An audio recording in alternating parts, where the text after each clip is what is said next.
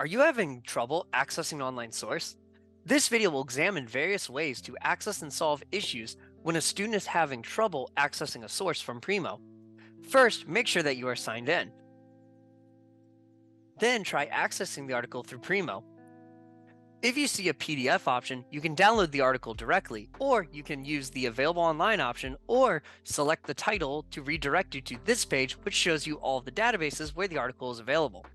When you select one of the links, it'll redirect you to the database where the article is available. Once you are redirected to the database where the article is located, you should look around the page for access options, or it'll redirect you to the link directly. Typically, you will not be able to download an entire ebook, but many articles allow students to download them. Please follow all copyright laws and guidelines. If you cannot access the article, or if you are not redirected to the database, you can try clearing your browser history and your browser cache. To do that on Chrome, go to the top right here, then select History, History, Clear Browsing Data, then select Clear Cookies and Data, Cached Images, and Browser History. Then select All Time, and this will clear up your data so your browser can run faster.